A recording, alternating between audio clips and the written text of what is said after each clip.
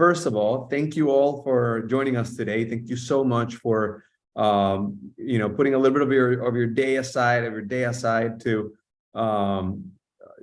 share with us some great information on Seabourn Expeditions. Like always, we like to create and we like to put together this event for many reasons, but one of the most important is to make sure that we open up a space for guests, people that already know us, and for people that might not know us yet, to then get to know us, get to know the brand that we are participating with, or that we're doing an event with. In this case, Seabourn, particularly Expeditions, and it's a space for us to talk, ask questions. We bring in people that normally are not very, I'm going to say, consumer facing. So like Mark and for example, Jesse and I, we speak every single week, if not every other day. But we talk about, all of our clients, but he rarely ever has an opportunity to talk to clients. And then Mark, and I'll have, I'll open it up for you guys to introduce yourselves as well. But Mark basically takes care of being, of the creation, is a big part of the creation of all those expedition experiences that you're all going to go on cruise on these cruises.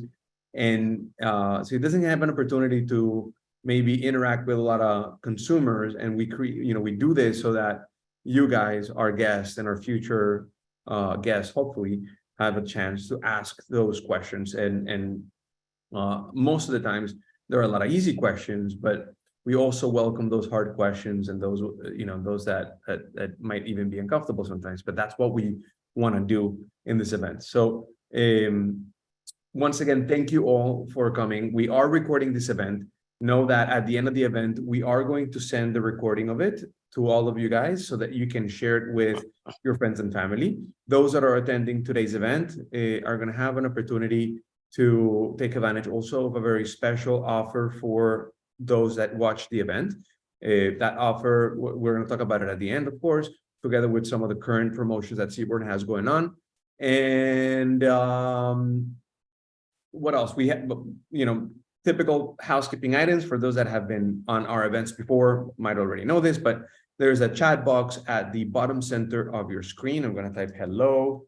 So this is where you'd want to type your questions. If there is anything in particular anything particularly important that we're talking about that you want to ask a question on, that you feel it's not worth waiting till the end, then feel free to interrupt.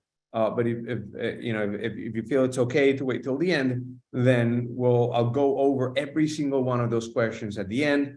I'd love to hear experiences. I'd love to, if we have any past Seabourn Expedition cruisers in our event, we'd love to hear from you. What did you like? What did you not like? Share it with the rest of the audience. Same thing with anybody that has any other question or has had any other experience in any other cruise line. Would love to hear how you think it compares. I mean, it's really it's not meant to be a webinar. It's not meant to be a presentation. It's meant to be a conversation, very light, very informal in a way. Although I do have some slides and some pictures and some stuff here with me. And so you'll see the screen. I'm going to share my screen every so often whenever it feels like there's something visual to share. So you'll see that screen, the screen turn into a slide or a presentation when that happens. But for the most part, it's just going to be a presentation like this. We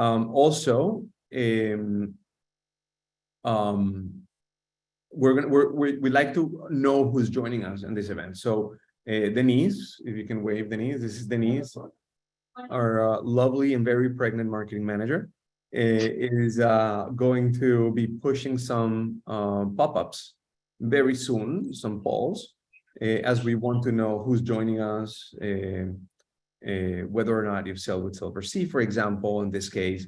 So you just can quickly just type, hit the answer so that we know what percentage of you guys know the brand, know what Silversea is about. And then later on, I'm sorry, Seabourn. Did I say Silversea? I apologize, Seabourn. And later on, as we go through the event, we're going to ask some more questions Like, for example, have you done business with Luxury Cruise Connections or have you not? Thankfully, I didn't mention another agency. Oh my God, that would have been horrible. Sorry guys, yes, it's Seabourn. And let's see, so far we got 38% have sailed with Seabourn before, and 65% have not sailed with Seabourn yet. I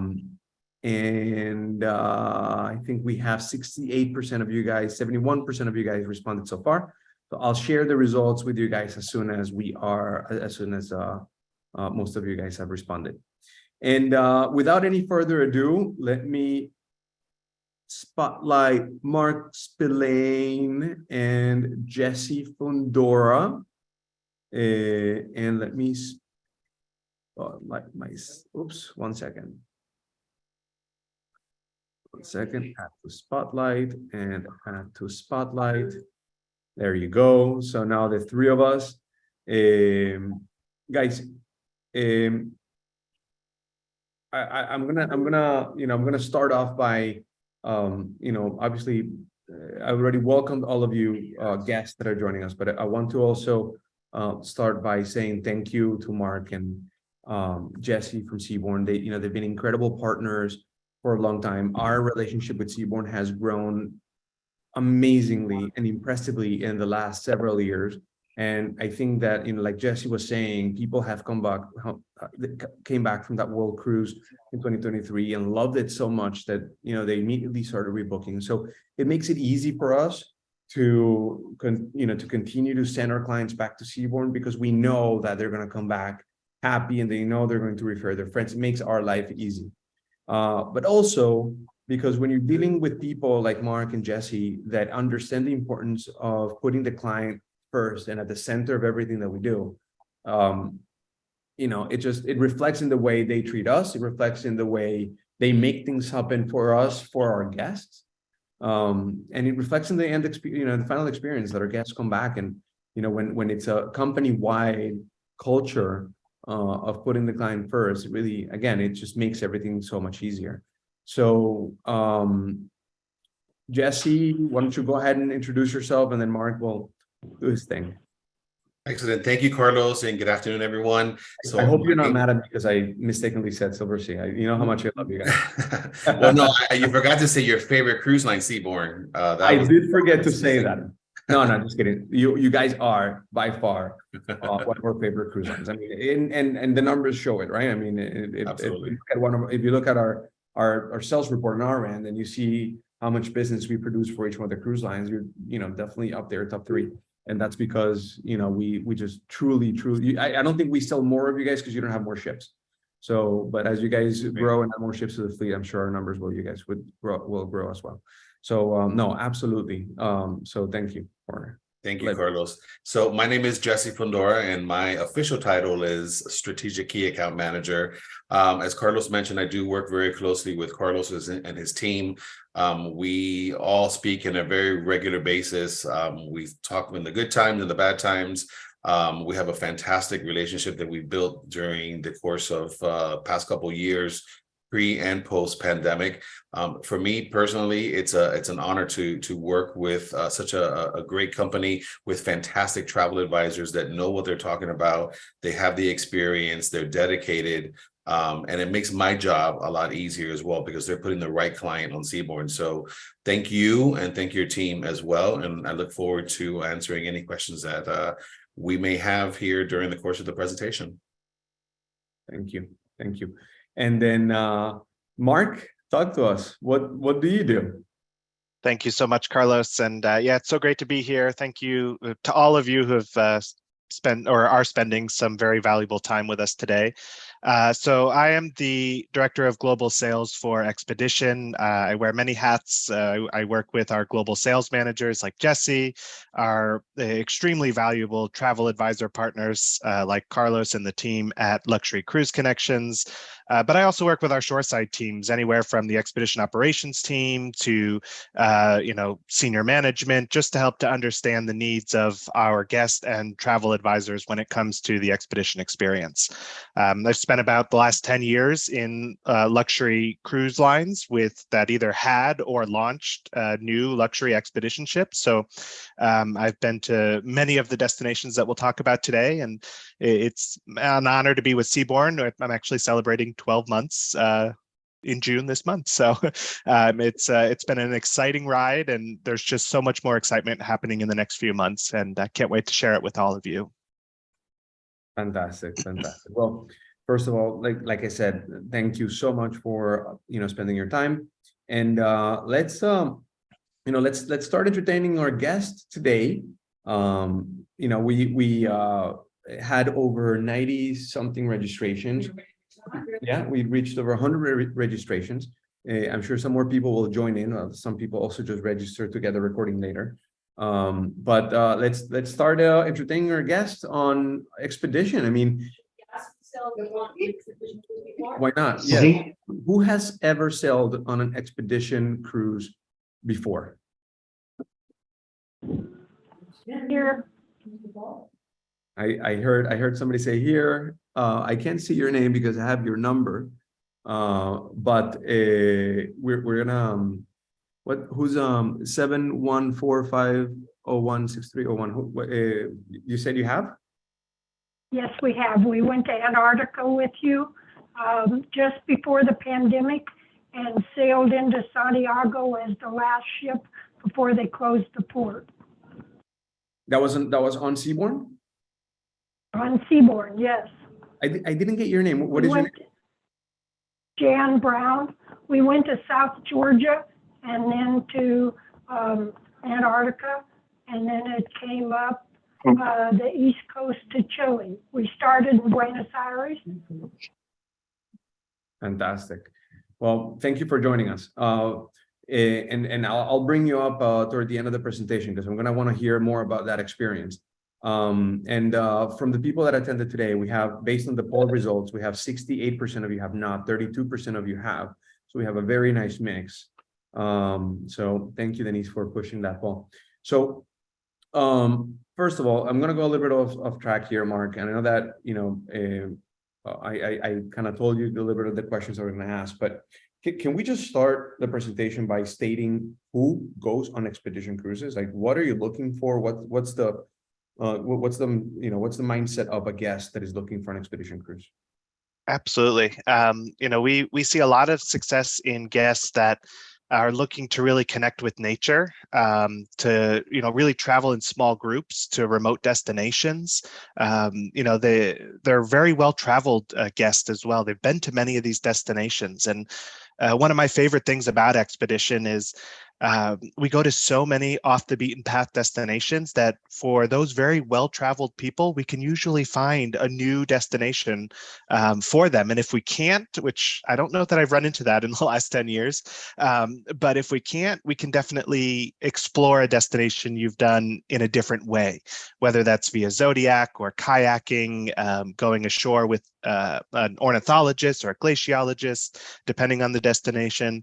It's really those guests that want to connect more with the destination than maybe those going on the larger ships going to many of the amazing cities around the world.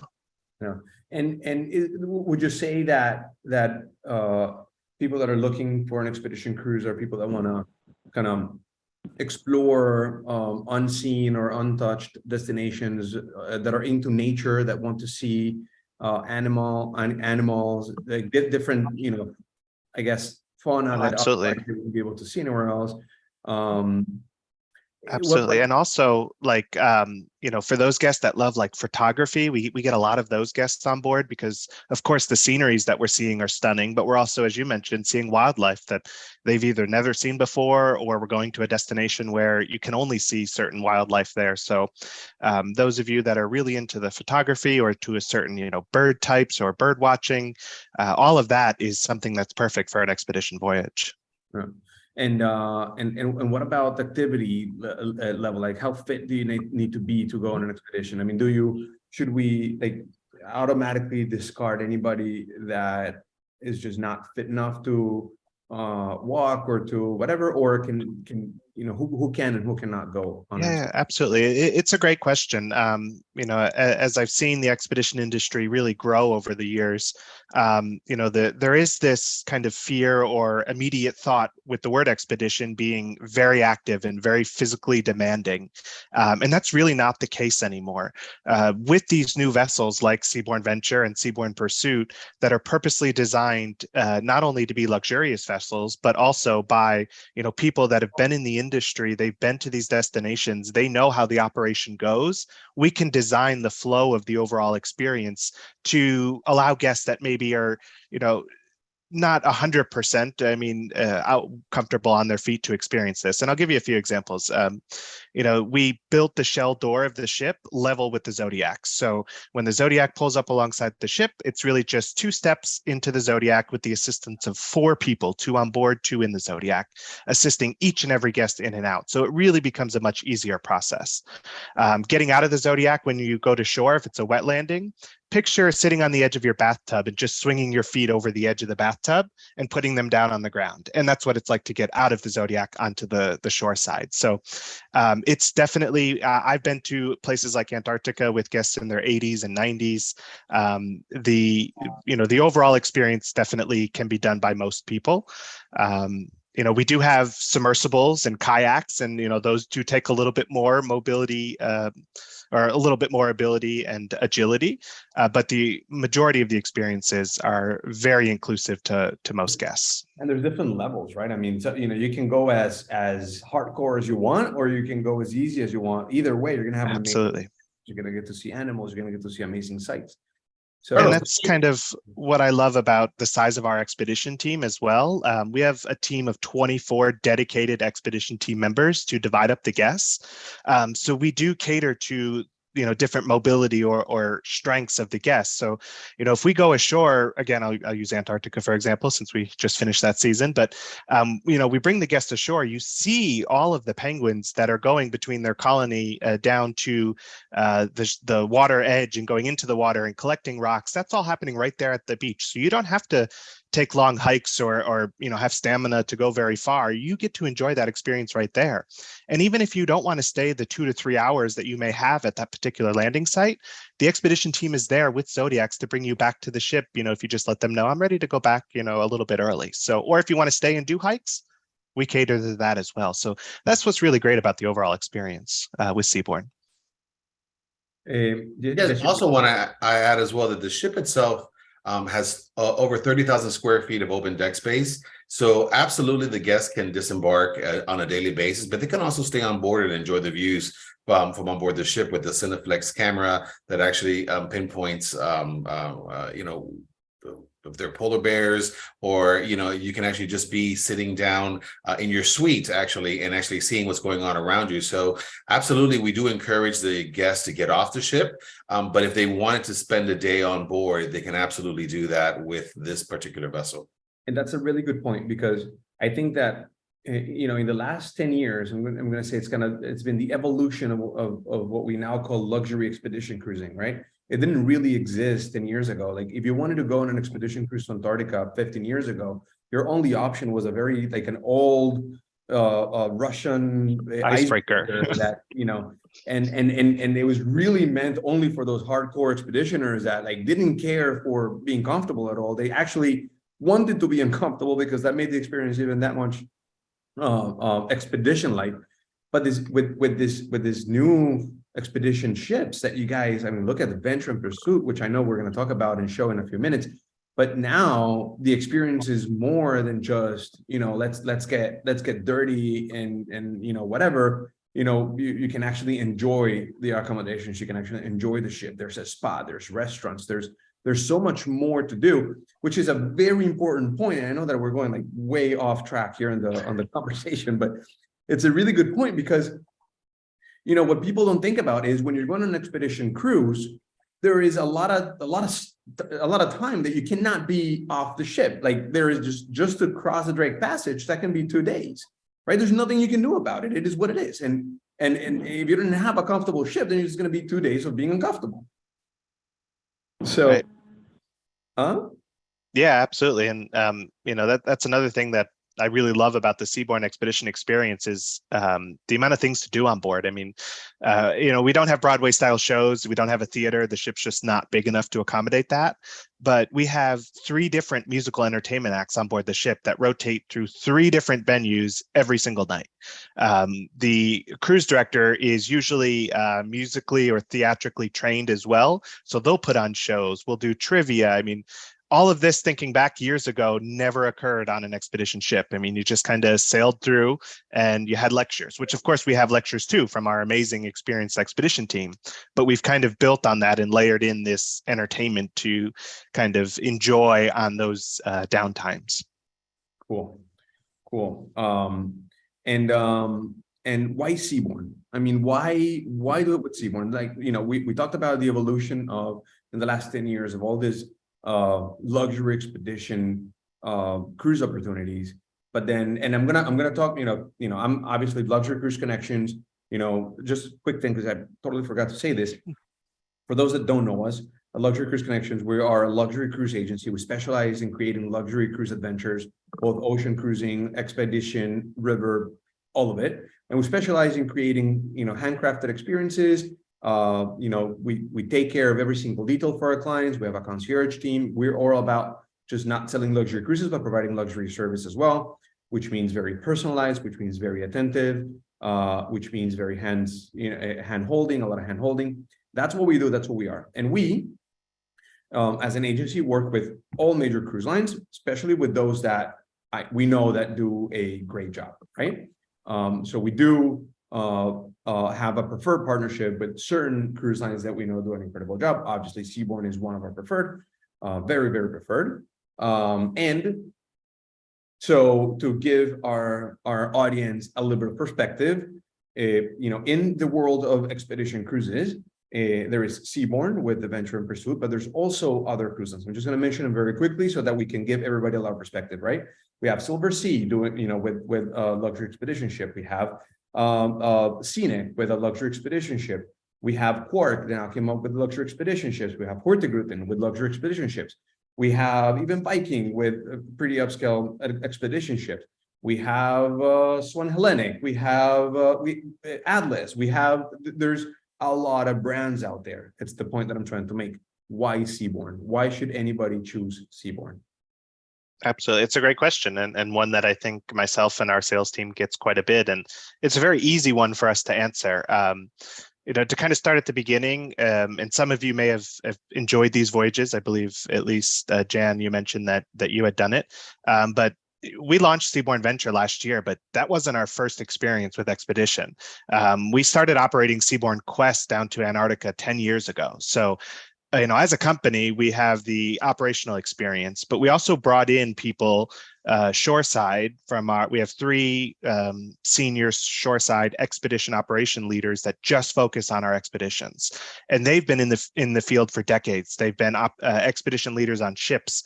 They've been shoreside development of itineraries and shoreside and the shoreside experience. So we have the knowledge and the experience on how to operate in these destinations to really give you the best experience possible. And then what we've combined that experience with is now the luxury Seabourn experience that has been award-winning for over 30 years now. So on board, you're going to get that Seabourn uncompromised experience. The newest luxury expedition vessels, I mentioned Seabourn Venture just launched last year, July 27th. So she's still less than a year old. And Seabourn Pursuit, we're very excited to welcome into the fleet in August 10th. She will debut. So when she debuts, she'll be the newest expedition ship out there. They were custom built and, of course, innovative luxury vessels. And then I mentioned our expedition experience shoreside. But when we've built out that expedition team that I spoke about of 24 expedition team experts on every voyage, those are also very knowledgeable, very experienced people that are on board the ship, interacting with you throughout the whole voyage, and not just in the Zodiacs and going ashore. They're having dinner with you. They're talking with you in the bow lounge about the navigational part of the experience. So, when I'm asked why Seabourn, it's kind of like the best of all worlds. You have the luxury experience on board and the uncompromised experience when you go ashore in these amazing destinations. But my absolute favorite answer, and I know it's not for everybody, but having worked for some of these operators that Carlos mentioned, Seabourn's the only one that I can be in my suite and order caviar and champagne on demand. So, you're sitting there in your suite after, going ashore, you're tired, you just call up your suite host and you can have caviar and champagne delivered to your suite, of course, included. So it's those little details that really makes the Seabourn experience stand out. Okay, that's a pretty fair answer. And so you've been in the expedition world for a long time, like you said. Seabourn, Venture, and Pursuit are your newest ships on the fleet. I haven't had an opportunity to to see the Venture with my own eyes, but I've heard from many clients that have been on it and absolutely love it, and I've heard from you guys that have been on it and have heard the feedback. I would love to spend a few minutes talking about those ships, and I have a slide here that I want to put up real quick. But can you tell us a little bit more about the ships? I mean, they, Yep. in the expedition world, there is such a thing as the polar classification, the PC, which is important for some people, especially if you're truly into understanding how deep into land you can actually go. So can you share with us a little bit about all this, cool features about the ships and so forth? Absolutely. So I mentioned the years, this year and next year for Venture and then Pursuit. The total suites on board, 132 of them, they're all verandas. So we don't have any inside, any windows, which is quite important when you're looking at some of the other operators out there. Many of them do have inside and windows, especially if the vessel's older. Some of them, they may start with a veranda, but it's like a French veranda. So you don't get, the full patio space with the deck chairs and a table.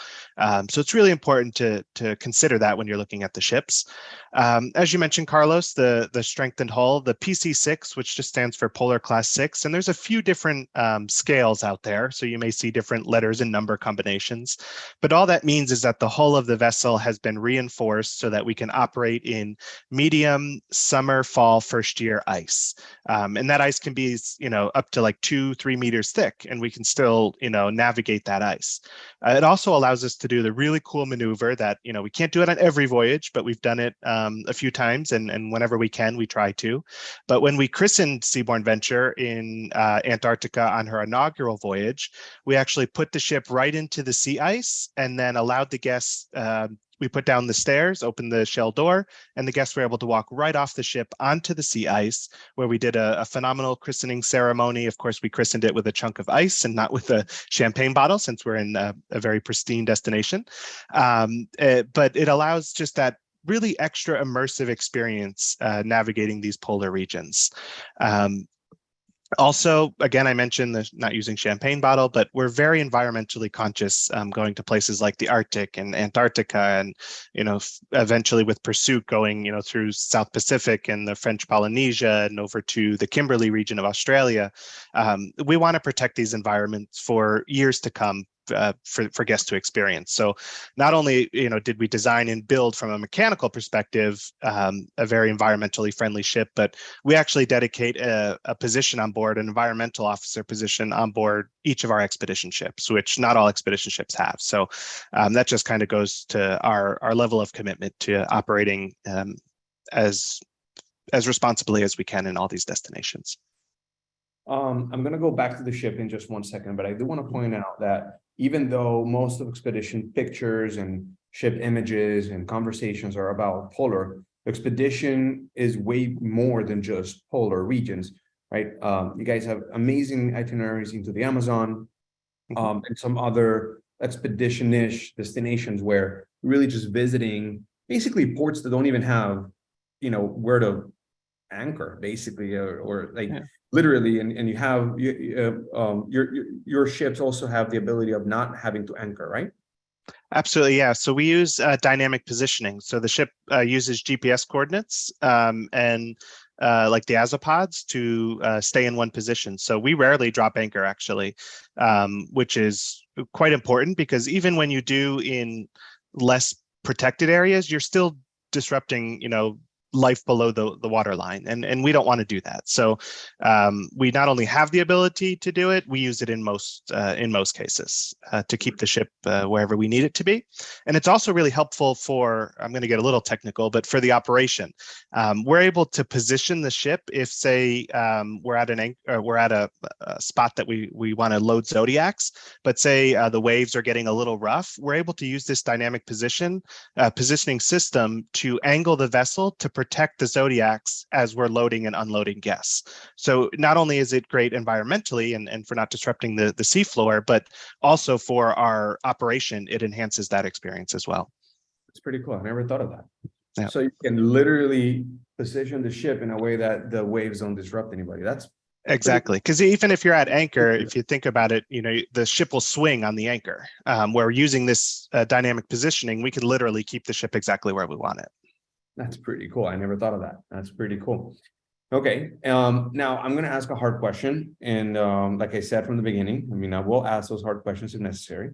But during your last Antarctica season, there was something going on with the stabilizer of the Venture, right? There were some reports about the stabilizer not working well, or that was not working or was turned off. I think this is a great opportunity to share with the audience what happened with that stabilizer and what did Seabourn do about it. Absolutely. So it was, I believe, the second or third voyage of the season. So it was right around the end of last year. We noticed that the stabilizers were not operating at 100%. They were not coming out of the pocket as designed. So of course we notified guests of that situation. That is very much a comfort feature, and so we, both our internal teams and the external port teams of South America, all reviewed the ship. We were safe to sail, so we did. But of course, we had notified all our guests that this was occurring. And to be very honest, the remaining of the season, which was another 2 months or a little over 2 months, January and February, we really didn't have any complaints of the guests that went, because what's really improved in crossing the Drake over the years is our radar and the predictability of the storms and the weather. So we use that along with, this technicality or this technical ability of the ship gets a little bit over my understanding too, but the way that they actually navigate the ship can help mitigate the movement of the ship. So that's what we did to get through the season. All the guests that went, as I said, I kept asking, and we really didn't have any complaints about movement. And then what we did as soon as the season ended, so actually the whole month of April, the ship left Antarctica, went over to Europe, and went into a dry dock so the manufacturer could fix the defect, which they did. And she set sail again and is up in the Arctic. And so now the stabilizers are fully functioning, and we're back to normal operation on that. So it definitely was something that happened. And unfortunately with new builds, and you get some issues every once in a while, but what I love about Seabourn and what we did is we made the right decision, put the ship into dry dock, fixed it, and we're back to normal. That's fantastic. And I think, thank you for sharing that. In a way, this is why these events are so special. It really gives us an opportunity to be very transparent, very honest, and very blunt about the good and the bad. And Absolutely. What's interesting is we also, by the way, just kind of backing what you set up, didn't hear any complaints from any client that were on the Venture regarding, well, anything, but especially not regarding the stabilizers. I think we had a lot of conversations back in those days, and I remember you guys trying to explain to us how this comfort feature is really rarely even ever used. Like most of the times, like you said, due to all learning how to navigate the Drake Passage, realize that the usability of it is actually not that necessary, even though it's there just in case. And that most ships actually don't even have a stabilizer anywhere close to what you guys have. In fact, most ships that cross the Drake Passage don't have a stabilizer at all. Especially the older ones, for sure. And like kind of going back to what I said, the biggest advancement and advantage we have, and which is more important than the stabilizers, is this technology and the forecasting of the storms. We can now, really predict. They come pretty, predictable in cycles. We can see the space between the, the systems and then try to go. Also, with being brand new ships with brand new, big engines, we can speed up and slow down as well. So if we need to speed up to get ahead of the storm, or we slow down, let it pass, and then get through, all that's taken into consideration when we do the crossing, to try to make it as smooth as possible for the guests. So it can never promise a smooth crossing, but it's definitely far better than it used to be. Yeah, for sure. Okay, and real quick, I don't want to spend a lot of time here because I'd rather the guests go and experience it themselves, but I do want to go through some pictures that I have of the interior of the ship. So I'm going to go through the pictures if you can let us know what we're looking at here. Sure, absolutely. So this is the Expedition Lounge. Can you tell us a little bit about it? Where is it located? And oops, sorry. Here I was it going to is. say, I'm not sure if it's my screen, but Can you see the screen? Can you see my screen or not? no, I only see the three of us. Okay, one second. How about now? Perfect. Yes. There you go. So I'll just briefly kind of highlight one or two things as we go through here. The Expedition Lounge, as you can see, it's very cozy. It's one of the first spaces you'll see when you board the vessel. A great place for evening cocktails with your fellow guests, swapping stories, all that excitement. But in the evening, it's also one of the places that one of our 3 musical entertainment acts that I mentioned will be located to enjoy some background music and a cocktail.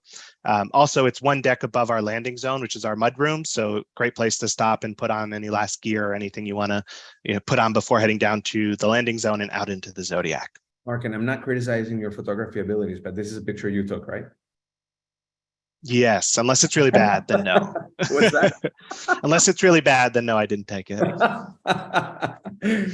what are we seeing here? The Discovery Center. So just forward of the Expedition Lounge, this is actually a really key piece of the ship. The expedition itineraries are very flexible. A lot of times, especially in places like Antarctica, the Northwest Passage, some Northeast Greenland itineraries, when you look at an itinerary, you'll just see a dotted line for a couple of days. And that's not because we don't know what we're doing. We very much have a plan in place, but we want to take advantage of weather, sea conditions, ice conditions, wildlife spottings when we arrive to help that create the best experience that the region has to offer. So with that in mind, each and every evening, the expedition leader and his or her team will do a daily recap and briefing here in the Discovery Center, where all of our guests will come. There'll be, of course, cocktails served. They'll maybe do a little 5-10-minute lecture on what we saw, what we experienced that day, and then they'll give us the rundown for the next day. So where we expect to be, what the weather, sea ice conditions are expected to be like, what time we expect to start operations, all of that, so you have an idea and can plan for the next day. And then, of course, they'll keep you updated with announcements should any of that change before or as we arrive to the specific site. We also, Jesse mentioned our Cineflex camera. So mounted on the mast of the vessel is this really high-powered camera that we can use to zoom in on wildlife. And he used the polar bear example, which was spot on, as I was actually on the ship up in the Arctic last fall. It was the last voyage in September. And we spotted, of course, multiple polar bears. One of them was a little bit farther away. So we were able to use the Cineflex camera, zoom in on the wildlife, the polar bear for this example, and then feed that live stream right here to the screen in the Discovery Center, where we had our polar bear expert from the expedition team here interacting with all of our guests, giving them his knowledge, age, male or female, had it eaten recently, all this great insight of the polar bear. So we're able to kind of bring you together with wildlife and our knowledgeable expedition team, even when it's on board the ship and the wildlife is a little bit farther away. Yeah, which is interesting. So just to give a little bit of perspective, if you really want to see animals up close, you go south, you go to the Antarctica region, you're going to get penguins basically almost touching you. If you want to see amazing sights and ice and I guess a little bit less of animals, I guess, right? Then you go up north to the Arctic. A lot of people think that when you go out to the Arctic, you're going to see a whole bunch of polar bears walking around you, which is completely far from the truth. Those polar bears are actually quite dangerous, and they rarely ever come very close to the ship. That said, every so often does happen, but when it doesn't, then it's good to have one of those cameras. Absolutely, yeah. Marketing of not of all cruise lines or expedition lines that go to the Arctic do a great job at making it seem like polar bears are up close. But of course, for safety reasons, they're not. They're usually seen from the ship or from a Zodiac, and for obvious reasons. All right, and then after your expedition experience or on those sea days, you get to enjoy dinners and other meals in this place. Yep. So we have a couple of dining venues on board. This is the main restaurant. What I love is all of our dining venues on board are complimentary. None of them require an advanced reservation. Again, it's that free-flowing expedition experience. So when you make friends in the Zodiac or ashore, you can have dinner with them that evening. So this main restaurant is open breakfast, lunch, and dinner, rotating menus. A really fantastic space to enjoy a meal. Cool. And then? Going up to deck 5, in the aft, we have our outdoor pool, which is heated. So even in the polar regions, I've seen some guests use it. Being in Miami, I won't use it in the polar regions, but those guests that want to certainly can. We have jacuzzis, and then we have the outdoor dining part of the Colonnade restaurant. There's heaters in the ceiling, which is great, again, a little detail that just went into the experience of our team designing the vessel, because we will have hosted parties out here. Seabourn, of course, being known for caviar in the surf. We can't do that in many of the destinations that the expedition ships go. So we do caviar in the ice, and we'll invite all the guests out to this part of the ship, put on your parka, your hat, gloves, come enjoy some caviar, champagne, other canapes and drinks with the officer, staff, crew, and expedition team. So a really great space on board. That's another picture taken by you, right? Yes. You must have a really good eye for good photography. And then as we come in those doors there, we have the Colonnade. So this is the second dining venue that's open for breakfast, lunch, and dinner. Breakfast and lunch does have the European bistro set up where you're welcome to select any of the items displayed there, but it'll also have limited menus at the table if you wish to order off the menu. And then in the evening time, it is just sit-down menu service. And then for those of you familiar with Seabourn, our ocean ships have the Earth and Ocean dining concept. We do rotate some of those menus in here in the Colonnade on select nights throughout the voyage. So they're definitely another great dining option on board for all 3 meals. Very cool. I'm going to skip a couple just a sec because I don't want to spend that much time here. But what are we looking at here? The bow lounge. This is my favorite lounge on board the ship. So this is located deck 6 all the way forward. You have access to the full outdoor bow of the ship, which is unobstructed views, great for photography, wildlife spotting. But inside the lounge, you have that row of monitors where you're seeing mirror images of the bridge monitors. So as the bridge officers are moving screens or moving the mouse and changing, you're seeing all that live. There's also touch screens there that we put various weather maps on. In the Arctic, we had the aurora forecast to kind of tell each night what our chances of seeing the northern lights was. And then it's also a full lounge. So you have a coffee machine, water machine, snacks and items to eat and drink throughout the day. And then our expedition team will have hosted hours here as well for navigational Q&A, inviting all of our guests to come, again, interact with them, get some of their knowledge, get any questions answered. But I actually noticed the expedition team loved this lounge as well, and we're hanging out here even when the hours weren't posted, which is another thing that I loved about the Seabourn expedition experience. They're not just taking you in the Zodiac and then they're a ghost on board the ship. They are all around interacting with our guests. That's very cool. And then one more. Of course, the spa, salon, and fitness center. So being a new luxury vessel, we have all the amenities that you've come to expect when traveling on a luxury ship. Even from the gym, we have an outdoor space. Again, Jesse mentioned that 30,000 square feet of outdoor space. But we have 2 of these beautiful saunas with the windows facing outside. So you never miss the floating icebergs or, the views of the glaciers as we sail around these amazing destinations. Guests love to go to the sauna right after they do the polar plunge, which we'll offer in both the Arctic and Antarctica. Some prefer vodka, but if you're not, you can go here to the sauna to warm up.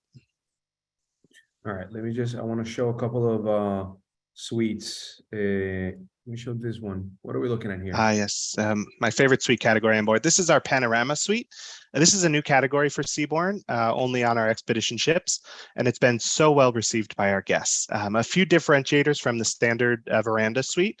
Of course, it's a little bit bigger. You have the bay windows there, bringing in a lot of natural light. You still have your full veranda.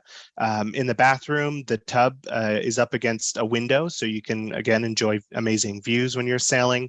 But also the floor it's the only suite that doesn't have wall-to-wall carpeting. It has tile floor, which can be heated. So when you're in those polar regions, turn on the heated floor, and you have a nice warm floor to walk on in the morning. I love that. And then I know you have a story for this one, so Yes, I love this feature. Again, pointing out these little details that just kind of elevates the Seabourn experience. Every single suite on board the ship has a warming closet.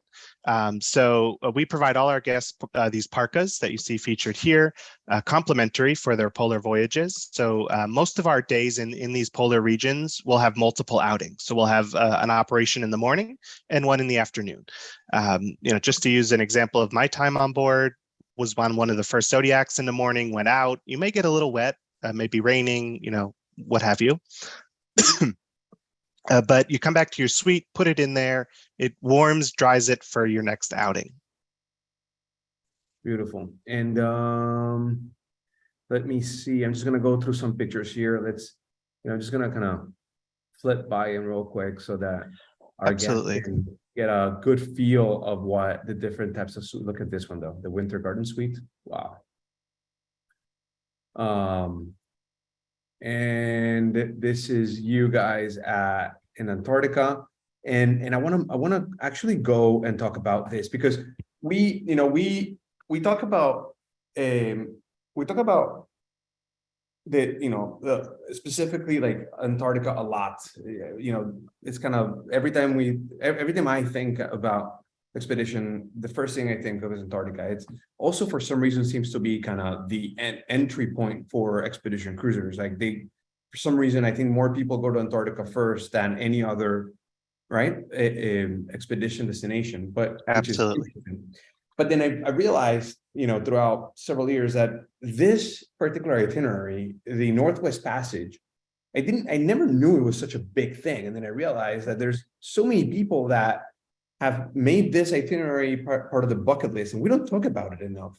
I want to understand from you, why do people like this Northwest Passage? And by the way, just real quick to explain what we're talking about here, is an itinerary that starts in Reykjavik, Iceland, and then goes touches quite a bit of Greenland, and then goes all the way north of Canada, around the continent, and ends in Anchorage. Well, ends in Nome, and then you fly to Anchorage. Right. Yep. So why do people are after this itinerary so much? What's so special?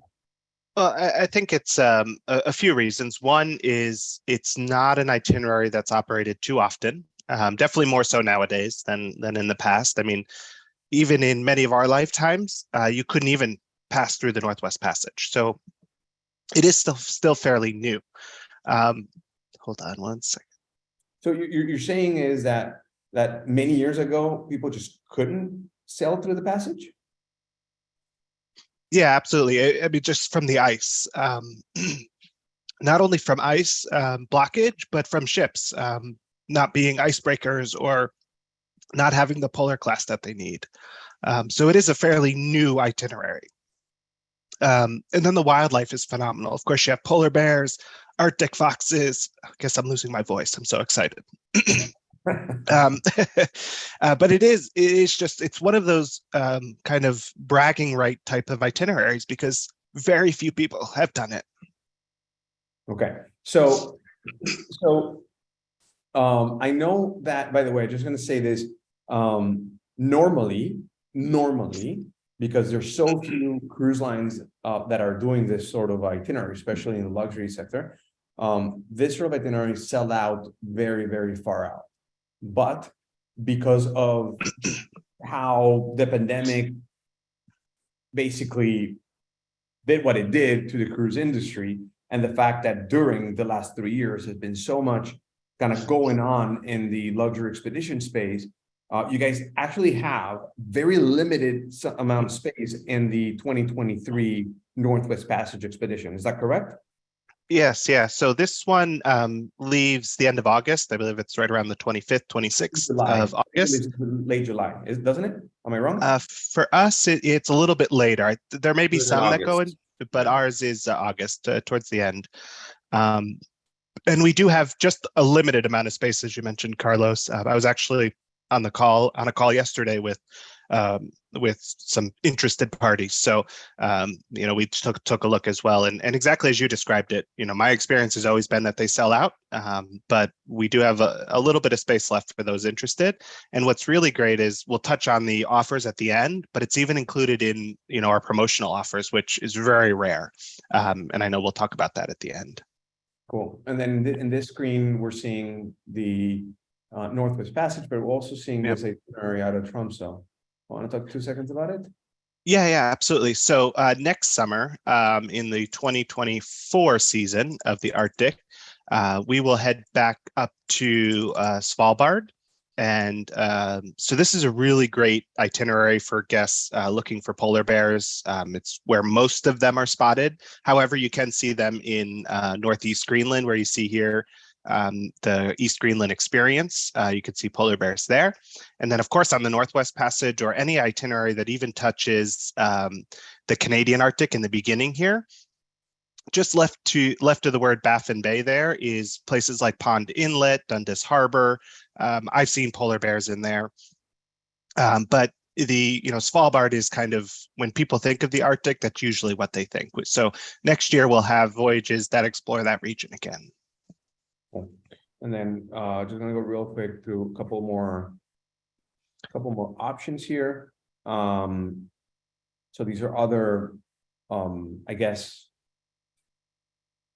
summer itineraries, right? Yes, yep. That's the season to go up north. So it starts from June basically all the way till September, correct? Yep, absolutely. Yep. And actually the voyages on the top left that circumnavigate the UK, they'll start in about May. We just finished those itineraries. We're going to do them again next year, but we just finished doing them and they were so well received. They're not typically thought of initially as expedition itineraries, but if you look at some of the landing sites that we'll be going to, we actually get a lot of even UK residents that'll go on these voyages because it's so hard to get to some of these places. Oh, you mean yeah, the places around the UK there. Really great for bird watchers or people that love photography of birds or any of that, because we go to many, many different bird colonies on these itineraries, including puffins, which everyone wants to see. So really great itineraries for that. The middle one, that's Greenland. I absolutely love Greenland. If you haven't been, it's an amazing destination.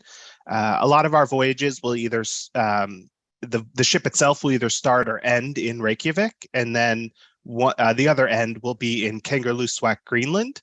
Of course, not a major airport there, so we include a charter flight for the guests to go back and forth between Kangerlussuaq and Reykjavik.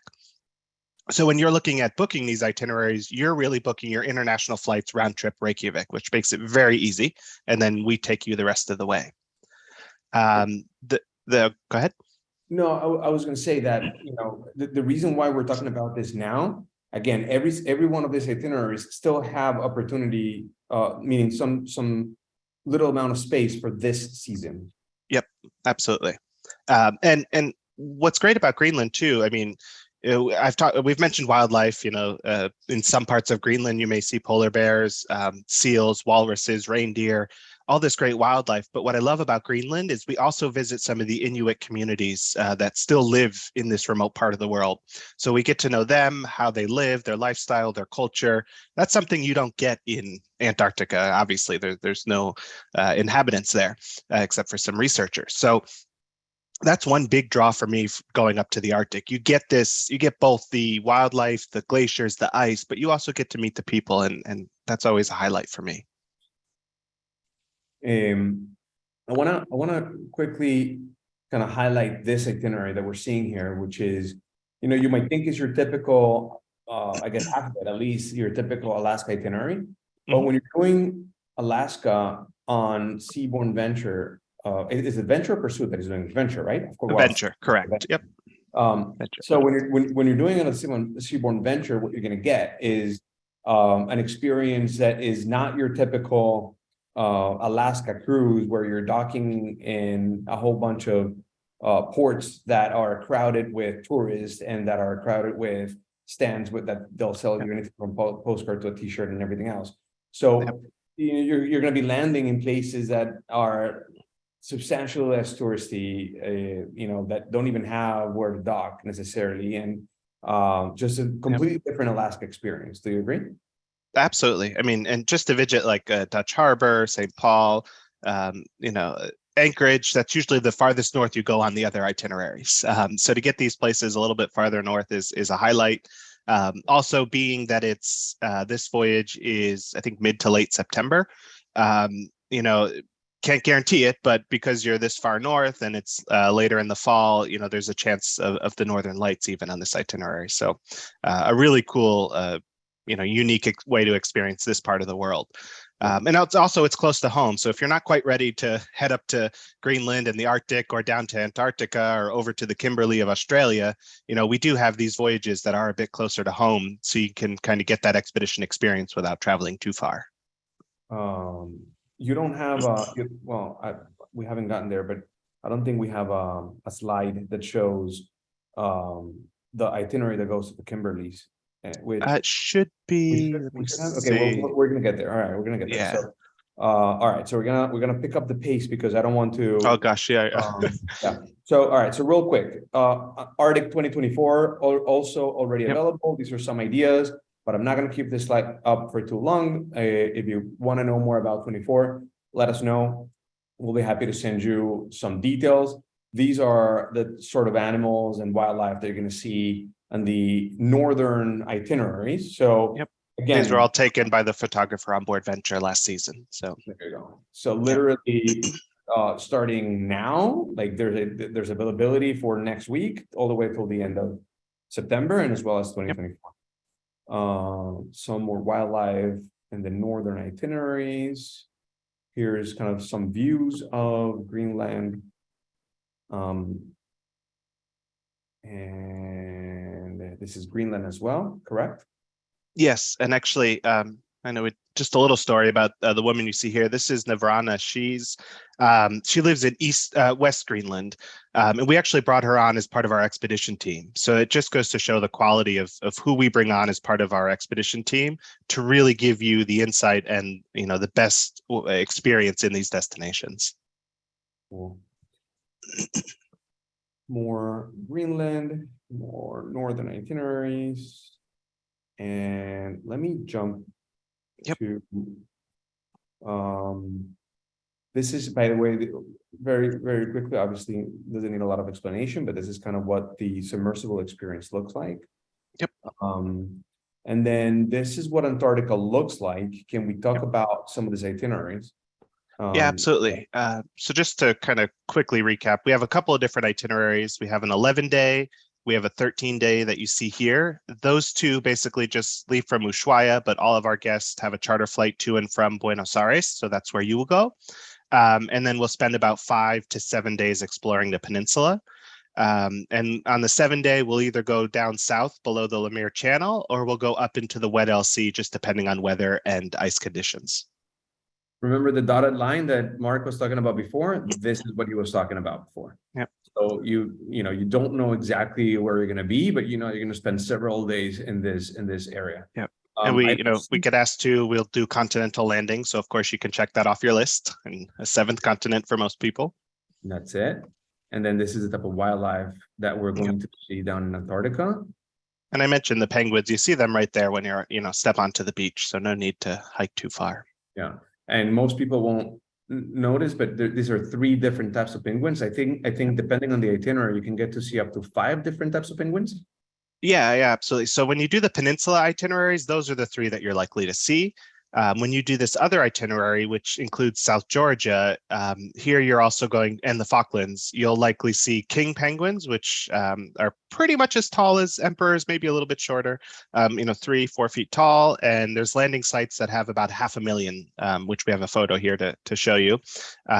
This is one of the landing sites in South Georgia, all the way up to that Y in the very background, the Y shape. Those are all king penguins. The little brown ones in the front are the chicks, and the rest of them are all breeding pairs of king penguins. And there's multiple landing sites in South Georgia like this.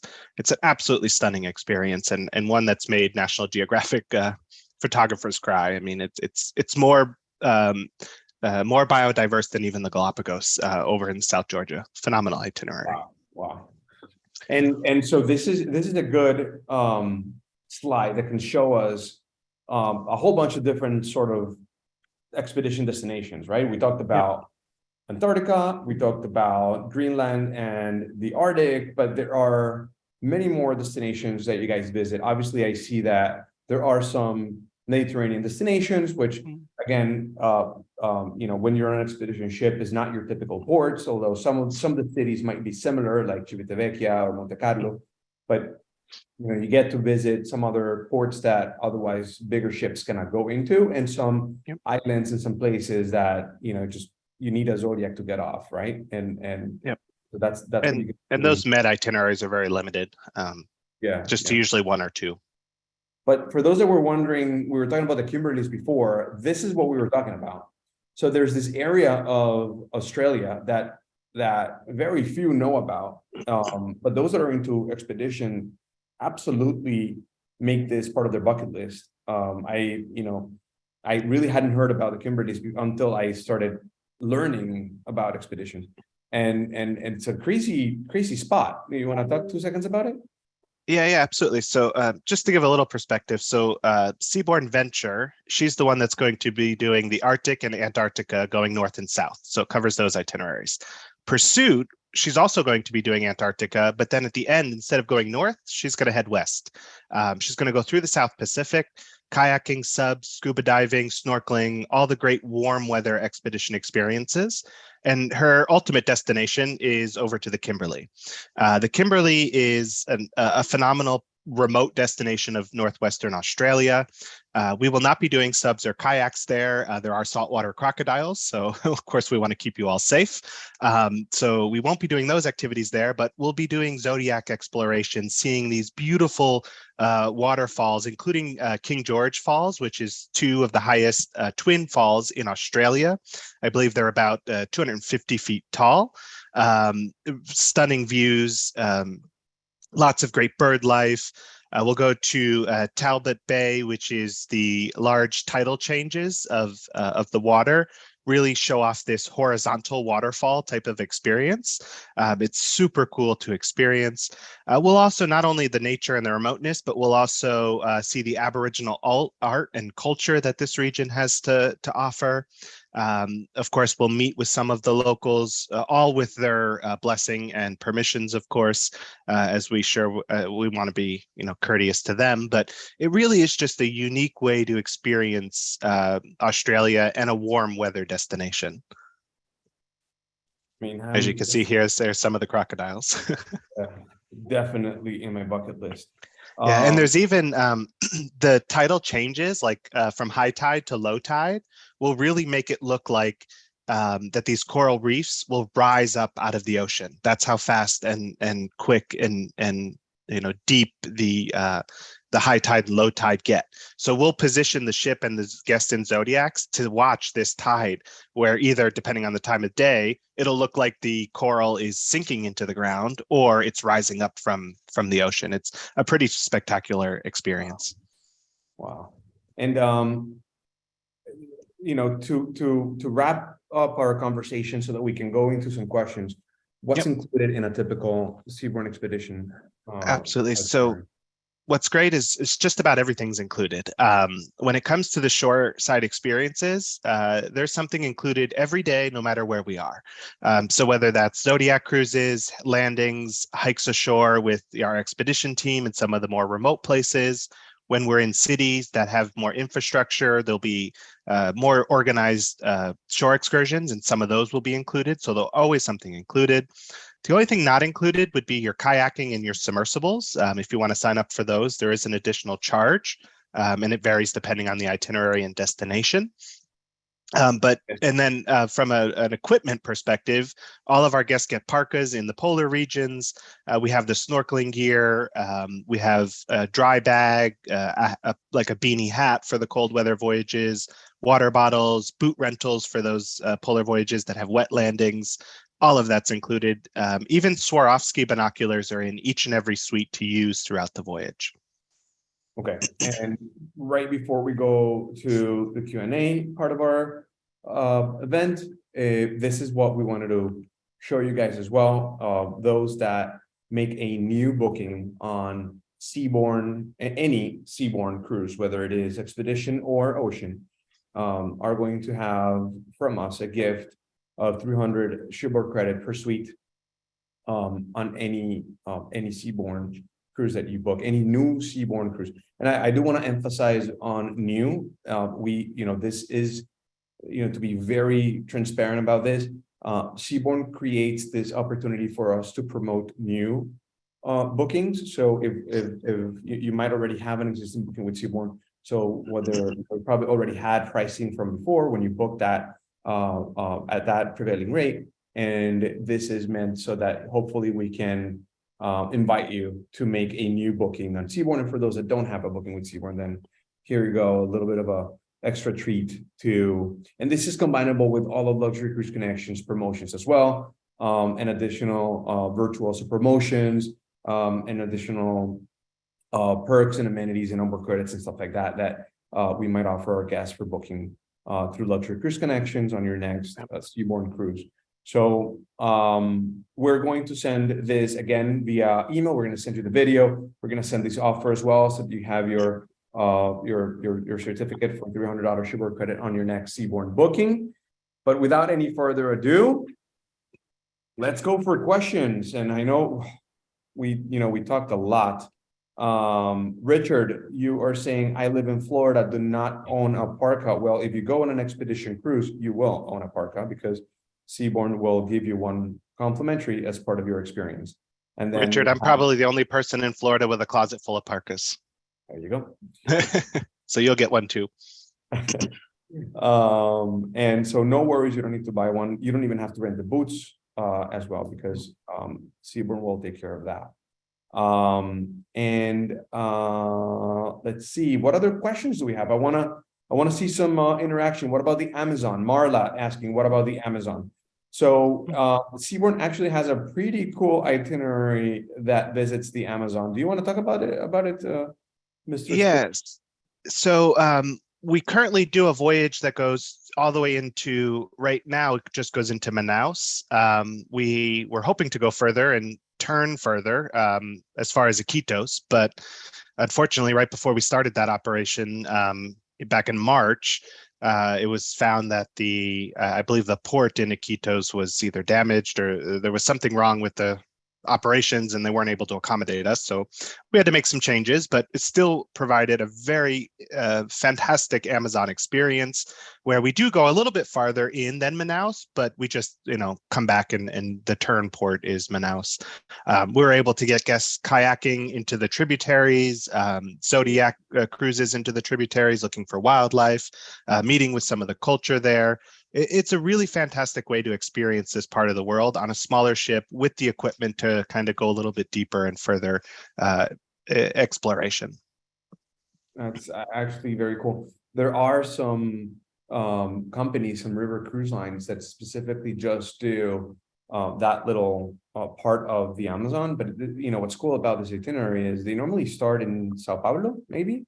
Keep me real here if I'm lying, just Sounds right. That sounds right? Yeah. And then there's a little bit of a big part of that itinerary that's that Amazon River, so it's pretty cool. I got an internal message from Angela. Carlos, me gusta la idea de eso. How did you know I spoke Spanish, Angela? So you like the idea, you want to go. Good, we'll take care of you, Angela. We'll make sure to. She has been in conversations with Steve. Okay, so Steve has been in contact with you. He's awesome. So you're in good hands. I'm sure we'll get you all booked for one of these itineraries. And Raymond is asking, when can we expect the Arctic cruises for 2025 to be posted for sale? Right now, we're shooting the end of summer, so it should be right around the end of August, barring any unforeseen changes. That's what we're working towards at the moment. Okay. Raymond, we'll make sure to connect with you on this because we usually get a little bit of a heads up exactly on when those itineraries are going to be released. And if you're looking for a particular suite, like we can start looking at what you want to do, and we can make sure we secure that suite, as soon as they come out. We have kind of first dibs on it. Okay. So we'll connect with you to talk about that. And Mary Mark Faden wants to know how many people can get off the ship in Antarctica at one time. Does that limit the time on landings? Great question. And because sometimes there's a little misunderstanding of the whole requirements of Antarctica. So no matter which ship you are, which operator you are, you can only land 100 guests at a time. So what we do is we will land 100 of our guests, and then the other guests can be doing Zodiac cruises, they can be in the submersibles, they can be doing kayaking, and then we just rotate the groups, and all groups will get 2 to 3 hours on land in the landing site. So that's in the morning, and then they'll get another 2 to 3 hours in the afternoon. So we're able to have guests doing everything.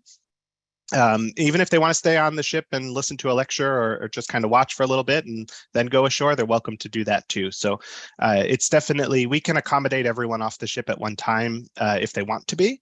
But again, they don't, you don't have to be. It's totally flexible. So do you ever fill the ship to 164 passengers for the Antarctica? We do. I mean, we don't have any restrictions on the sales or the suites, so we can fill the ship. But again, we can just, all it is more operationally challenging for us. All the guests still get the full experience of Antarctica. Cool. And Stephen Horowitz, our World Cruiser, is asking, since World Cruise will stop in Darwin, is there the possibility of an excursion to the Kimberley region?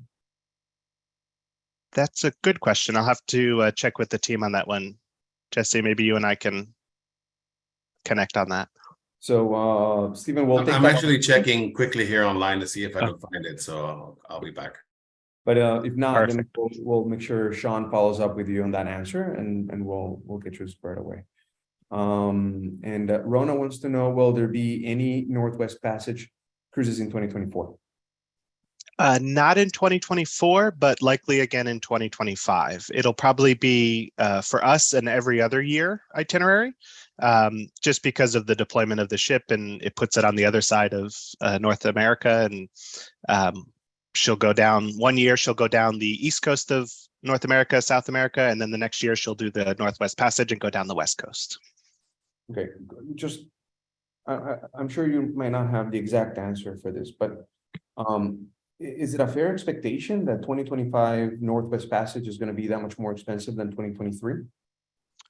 I know that Northwest Passage itineraries have a premium just because of what they are, right? Yes. They're not necessarily. I mean, they're I guess on the higher end of the pricing scale of Expedition. My guess is yes, that it'll be more expensive than the one this year for a couple of reasons. One, just year over year price increases of operations and all that normal stuff. But two, currently it's part of our promotions, and I've never seen it part of promotions before. So I don't anticipate when 25 is released that it'll be part of any promotions that may be offered at that time. So I think the combination of those two will make 25 more expensive. Okay.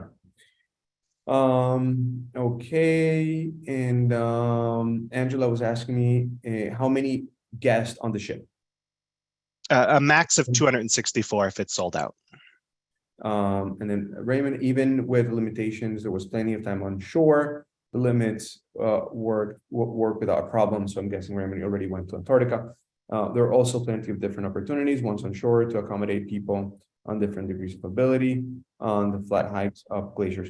Raymond, did you go on this last season to Antarctica on one of the Seabourn ships? Raymond, if you're still with us, not on Seabourn. Okay. No.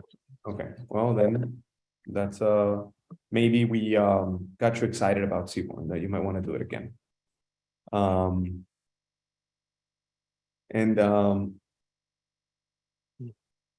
about the same size ship. Okay. And then Nancy Balch just asked the following question: how would you describe the energy level on the cruise, on the expedition cruises? Nancy, when you mean energy level, do you mean like how active are people on board the ship? Is that, I hope maybe that's what you mean? What can you tell us about that, Mark? Yeah, I'll say, an expedition ship, if it's about, evening and, being up and going in the evenings, you definitely don't see that as much as you see it on other itineraries, because expedition itineraries tend to be a bit busier. I mean, you're up early in the morning. Zodiac cruises and landings could start as early as 7 a.m. So you're up and you're going, and so you find that guests are maybe a little bit more tired in the evening times. But we still have the musical entertainment till 11, maybe midnight. It really just depends on who's on board and what they're doing. It's hard to say for sure, but it definitely is not as, of an evening active experience as an ocean ship. I hope that answers the question. Raymond says one person on our cruise described it as a luxury boot camp. I love that. So that's a good one. Jan, are you still with us? Would love to hear from you, Jan, if you're still with us. Let me see if I can find you and ask you to unmute. John, I think John left us. Carlos, let me just, while we're waiting here, so I did some research on our website for the World Cruise. So it looks like we are overnighting in Darwin, but the itinerary does not show that we're going to be offering tours down through the Kimberley. It looks like most of the tours that are there are tours of Darwin and the general surrounding area. So I would say if you're looking for the Kimberley, you may want to do it on expedition. The World Cruise will just do, I like to say, a drive-by, and you'll get to say hello and then just keep on going. So it's not a true Kimberley itinerary. Cool. Okay, now this is when I would love to unmute some of you guys and get some live questions or get some live comments. Anybody that has ever been on board an expedition itinerary before would love to hear your voice. So if you can just unmute yourself and say hi if you've been on an expedition cruise, completely uncensored, unabridged, tell us how your experience was. Anybody that has been on an expedition cruise before would love to hear your experience. I know that we have several of you that have, so let me hear it. And maybe, Hello. Yeah. I will be happy to say something. I was just on that you all booked last December. It wasn't Seabourn though, and it's a fun time. Tell us more. Where did you go, Mary? To Antarctica in Okay. December. Left in November, flew into Buenos Aires, and then the shuttle chartered down to Ushuaia, and then to Antarctica. And I agree with Mark's what he mentioned. It is people do not stay up at night because it is up early. 2 landings or in Zodiac twice a day. Beautiful scenery. It wasn't freezing cold. Very surprising because of the sun being out. And it's just a really all over fun time. Anybody that hasn't done it should definitely do it once in your lifetime because there's just a wonderful experience. I've even gotten sunburned in Antarctica, so it's definitely not always as cold as people think. And Mary, are you the type of traveler that are you going to want to continue to explore the world and go to different? Oh yeah, I've been doing that. I hit my 7th continent, which wasn't Antarctica, it was Australia in February. So, but no, there's plenty of places to see. I've been to South Georgia on a different excursion than they went to Antarctica. I want to get to the Galapagos one of these days. Okay, okay. Well, So, Seaborn hasn't committed in putting a ship on Galapagos yet, but there's plenty of other places we can take you on Seaborn.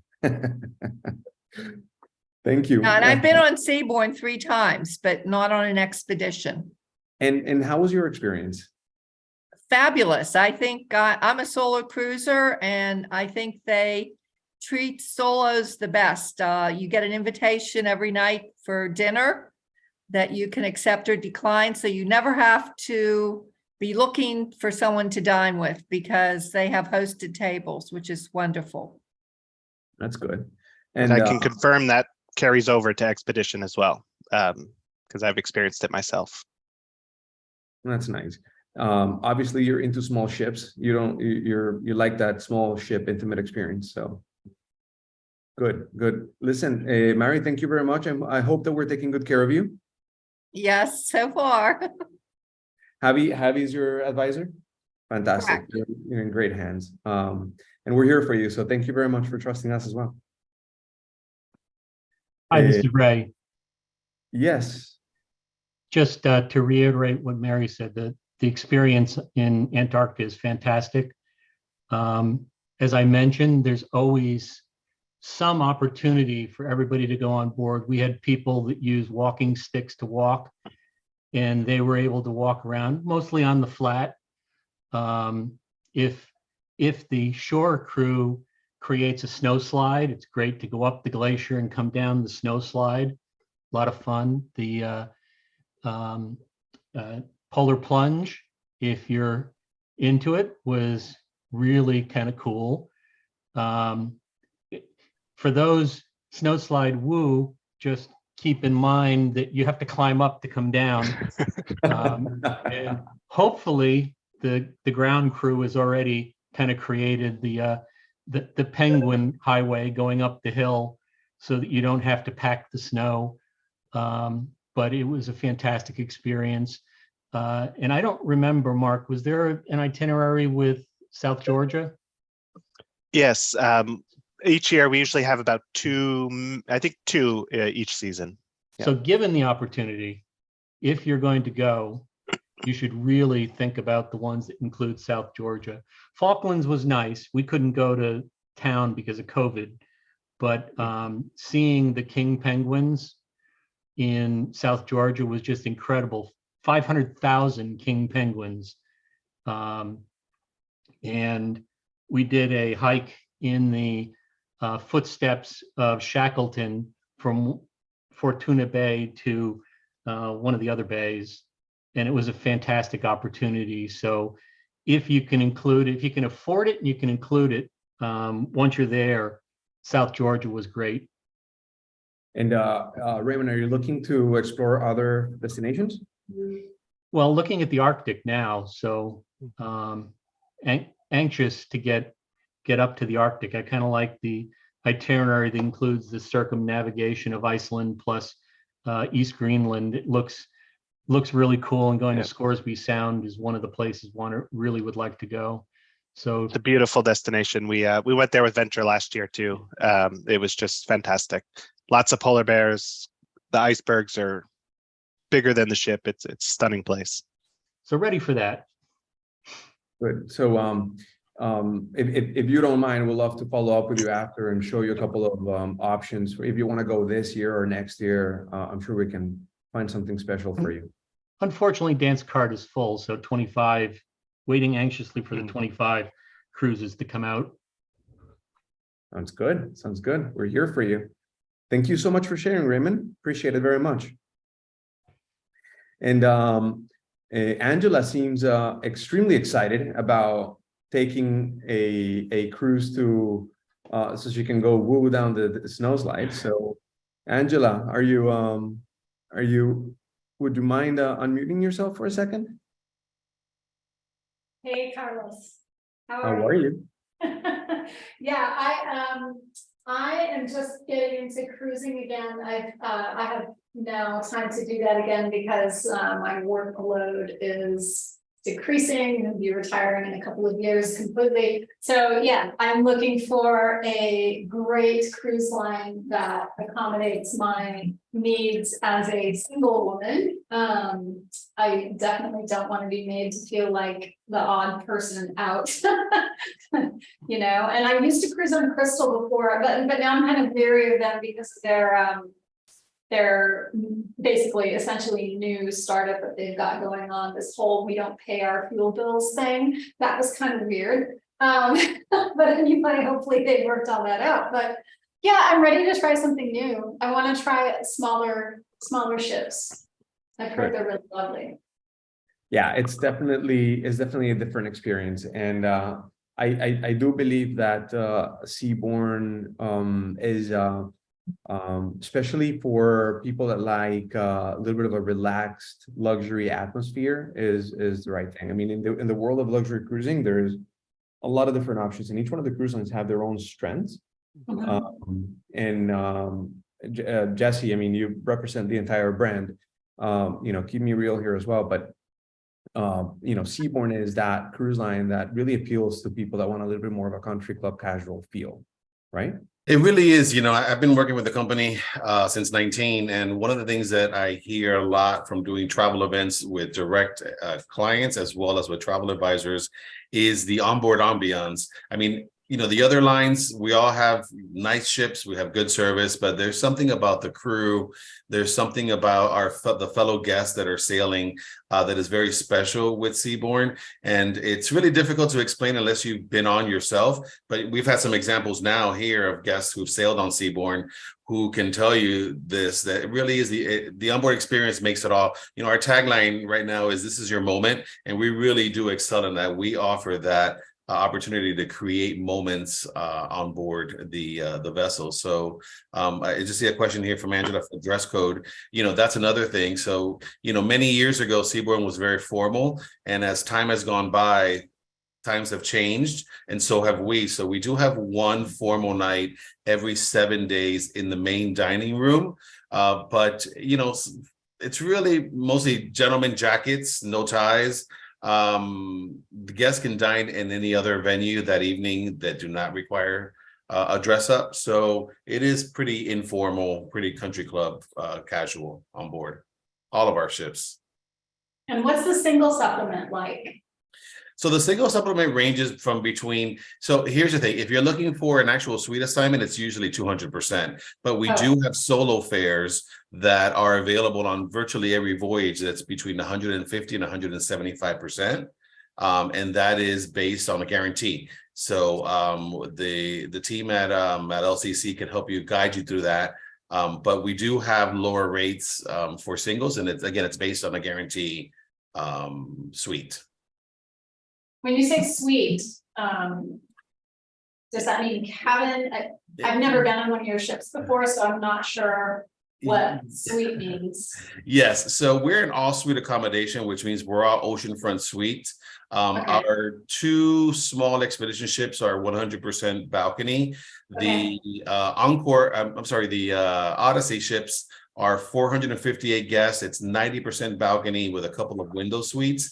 And the two larger Encore and Ovation are 100% veranda or balcony. So we call it suites because they're start off at about 300 square feet plus balcony, plus the bathroom. That's a huge bathroom with a separate tub and shower, a double sink. So we do consider it a suite accommodation from the get-go. From the beginning. So that's what we call it, but you could call it stateroom if you're more comfortable with that, but we prefer to call them a suite because it really is a suite feel. You also have a mini bar in your suite that's replenished. It really is it's an experience. Are we assigned a butler? I sometimes I get confused. You'll have to forgive me, between Silver Seas and Seabourn. So that's a great question. Forgive me. No problem. That's a great question. That was my fault. I'm sorry. Yeah. Oh, yeah. Carlos started that. Yeah. No, that's a great question. So we do not have butlers per se, but we do have two suite attendants. We have a suite attendant and a suite host that really do function as butlers. So they will greet you when you arrive in your suite. Virtually anything that the butler will do, they'll be able to do as well. We just don't have that. We don't call them butler. Angela, to I guess say this in different words. I think that Seabourn didn't want to call them butlers for the specific reason that they just don't want to come across as uber elegant and uber like Too formal. Exactly, uber formal. Got it. They want to come up as a little bit more laid back, a little bit more relaxed. And so while you get the service like of a butler, they're not called butlers. But at the same time, you do have an opportunity to dress up. Like you can be as formal or as informal as you want to be. But the point is, nobody's going to make you feel uncomfortable if you decide to dress down one day. And I'll also add that the suite attendant and the host are in every category, from the window all the way up to the winter garden, which is the largest. So it doesn't, I know that in some of the other lines, you have to reach a certain category to get a butler. With us, all of our suites do have both suite attendants available to you the entire voyage. Okay, thank you. I was on the Seabourn Ovation in January, 2-week Caribbean. Yes. And there was a dress up night, as you mentioned, formal in the main dining room, and everyone looked fantastic that ate there. And I've been on the Seabourn Sojourn, which is a little bit smaller. I've been on them twice, and the same thing happens. It's a great experience, and don't feel bad. And I mean, it's great for solos, as I mentioned before, the hosted table. And they also have a solo get together the first day of embarkation, and have met people that I'm still in touch with by email. Oh, that's great. That's Yeah, great. we haven't had a chance to sail together yet again, but we're looking forward to perhaps that happening. But still keep in touch by email for people I've met on the Sojourn and on Ovation. Nice. Thank you.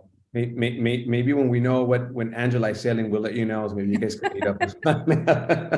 What did you say, Carlos? That maybe when we know when you're sailing and what day you're sailing on, we'll let Mary know so that you guys can do that. Okay, and Nancy too, maybe. Nancy sent a message and she said, thanks to Angela for bringing up the solo woman cruiser scenario. I mean, there are so many single people. We are a huge demographic now. We're bigger than ever. Just societal trends are going that way. And I'm not going to wait until I find, a romantic partner to explore the world. I mean, I've been traveling, I traveled during COVID, and I don't intend to stop traveling irrespective of whether or not I do or don't have a partner. So, Well, the newer ships are having solo cabins. So I think they recognize that. Some of the I brand. don't necessarily want a solo cabin. I mean, I've seen solo cabins on some of the, this is gonna sound so snobby, but I don't care, some of the down market ships. Well, Oceana's new ship Vista has a solo, Oh, they do? and Crystal's come out with some solos, so. I noticed that the Crystal ships, I know we're not supposed to be talking about Crystal here, but I noticed that they had enlarged a lot of their cabins. And so I wonder what other changes rather they've. So I don't know, does Seabourn have any new ships in the works? Jesse, Mark, what do you guys want to talk? What do you guys want to say? Just Pursuit coming out this year on the expedition side. I think these guys are under an NDA and that they can't. And everyone's on an NDA But right now. since I don't know the official answer, I can tell you. I mean, you're going to see a lot of new product come out in the next couple of years. I think we might have seen a little bit of delays and some announcements because of COVID, but and it might take a little longer than originally expected. But you're going to see some stuff happening sometime soon. And then Nancy asked something. By the way, I'm just going to go real quick. Raymond was also talking about the hosted tables, expedition host, entertainment host, and cruise were great. And Nancy was saying, can you compare style of Seabourn with Crystal? Nancy, you put Crystal Rip. Yes, they did go bankrupt. They are back under a new umbrella. And I'd love to have this opportunity to share with our audience the difference between Seabourn and Crystal. Jesse, I'm not sure. I'm not sure how much you know about Crystal. I mean, it's not your job to know, but I can talk Mark a little bit. sure does. Yeah, I Huh? think Mark may know more Mark than sure than, does. than I do. Oh, that's right. Sorry, Mark. So, okay, so Yep. thank you. Mark actually used to work at the old Crystal. He actually used to lead the expedition division at Crystal, and when Crystal had the Crystal Endeavor, well, which is now part of Silver Sea, but you still know Crystal very well. Can you talk about the difference between Seabourn and Crystal? Nobody else, nobody better than you to answer that question. Yeah, absolutely. So actually, I just back in the end of March went on my first seaborne ocean ship. So of course I'd been on Venture. My whole focus had been Venture, but I went on Ovation the end of March, and the experience, like the clientele, I thought were very similar, which is a good thing. It's a bit more laid back, the country club casual that we mentioned, but Ovation obviously being a much newer ship than the two Crystal Ocean ships, which again, I also was on the expedition side there too, so I didn't know as personal, or didn't personally know as much. The suites on Seabourn were a lot better. The bathrooms, I can't get, I tried to be politically correct here, but my biggest pet peeve on the Crystal Ocean ships, at least in the verandas where the bathrooms, the size and layout, I could tell you on Seabourn and on the Ovation specifically, I loved it. And I'm not just saying this because of where I work now, my time on Ovation, comparing my time on the two Crystal Ocean ships, I would choose the Seabourn Ovation over them. I thought the layout, obviously the ships are newer, but the layout, the suite sizes, the suite host and the suite attendant, amazing. They shocked me multiple times. Actually, I boarded the ship on my birthday, and I told no one. I mean, I didn't want, I think, Jesse, you outed me that it was my birthday to everyone. Like, I got pretty far into the day with no one knowing, yet the suite host and suite attendant, they had decorated the suite. They created a cake out of the towel with lights. And I mean, these little things that just really enhance the overall experience that I never had received previously. So just those little details. Like Angela is saying, you're being way too politically correct. Yes, and that's I'm like that in life in general. But no, yes. So we can talk about some main differences. I mean, Crystal has larger ships, right? The ships are larger, more people. More people, so it's a larger ship experience. Seabourn is going to be substantially smaller, I think less than half the size, right? So that adds, a few differences, starting from the ports they can visit to the overall experience, just how many people can be on board a ship. I mean, the old Crystal, we're talking over 1,200 people. With Seabourn, obviously less than half. So there's the Seabourn have dance hosts and for the singles to dance with. That that's a good question. I don't think that Seabourn has that, right? That's something that Crystal was very famous for back in the day, which they do expect to bring back. I think they announced recently they're going to bring it back. So, they do have that, but Crystal today, for example, doesn't have any expedition ships, and I don't think they're planning on getting in the expedition market again. I think they got out of it. Well, they got bought out of it, I guess, is the right way to put it. And I don't think they expect to get back in. So I think in the expedition world, there's nothing to compare because Crystal is not in that world. In the general cruise world, I think what some of the most important differences to highlight is Crystal's going to be more elegant. That's just kind of a good general, I think way to put it. Like, it's just a little bit more elegant, while Seabourn is going to be a little bit more country club casual, larger ships versus smaller ships. Mike, I see you have your camera on. Mike is going to be less politically correct. Let me put Mike on the spot. Thank you for saving me, Mike. Yeah, sure. Mike used to work at Crystal as well. For those that don't know, Mike is the sales manager here at Luxury Cruise Connections. He actually also used to work at Crystal, but he's been with us for over. Oh, Angela knows you. There you go. We like Mike. So he's been with us for what is it? Over a year now? Yeah, they come up on 2 years. Yeah. And so he knows all of the product very well. Can you come up with any more differences? Between Seabourn and Crystal. I mean, I think that they are similar in some senses, but the small ship feel and country club casual for Seabourn is a good way to differentiate. They do have a lot of similarities though, so I don't want to say that they're completely different. They both have a very welcoming staff and personable staff also. So, but I just maybe a little more on the friendly side with Seabourn, family feel. So I think that's. I did think of another difference. Oh, what do you think?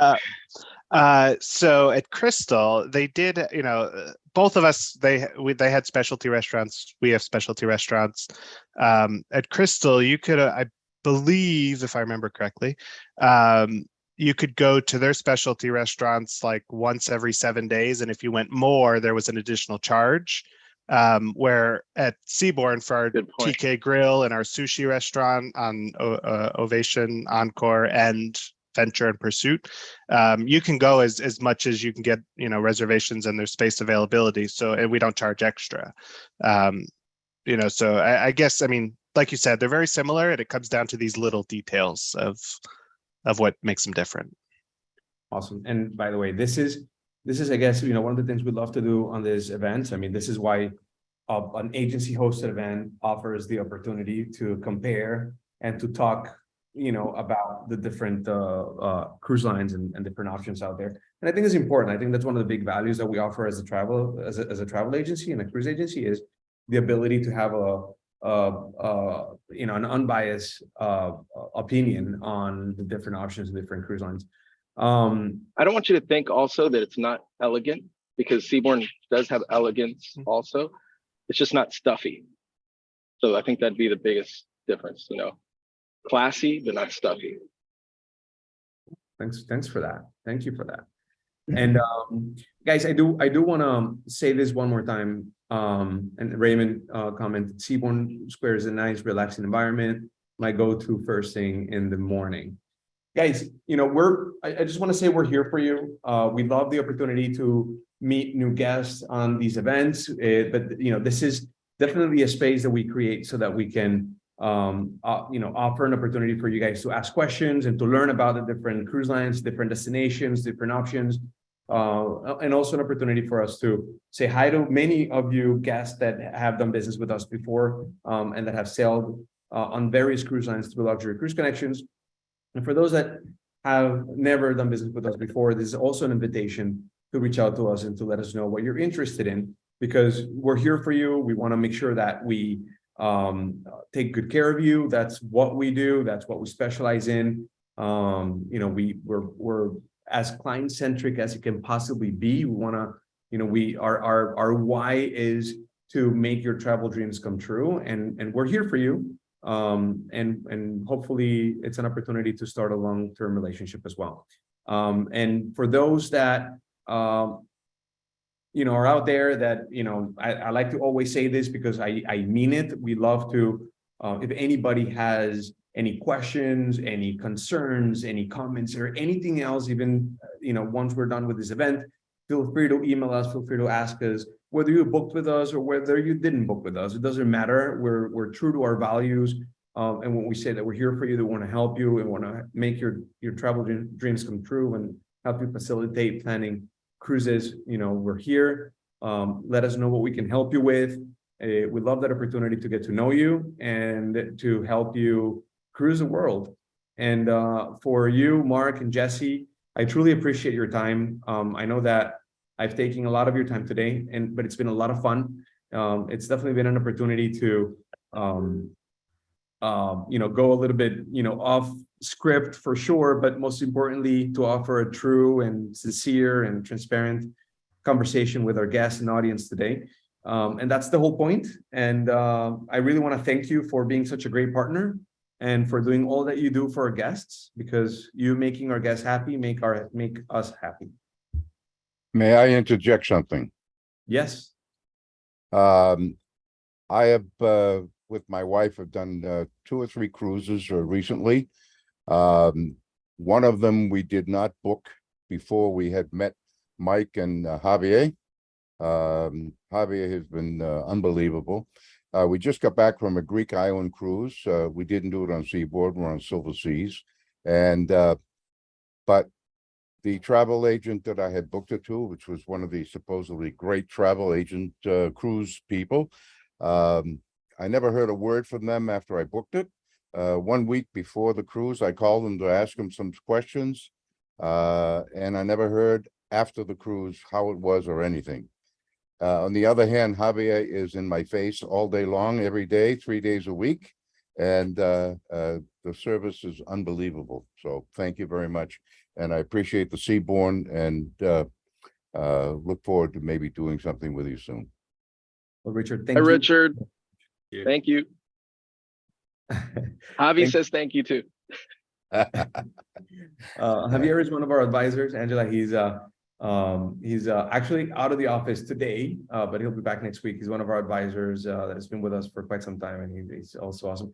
Honestly, I'm very proud to say that every single one of our members of our team are incredible. I mean, we do as a cruise agency, we really like our I guess our mission, right, is to make sure that everybody within our team is not just passionate about cruises, but also passionate about customer service and about really making clients happy. So, thank you very much, Richard, for that endorsement. We truly appreciate it.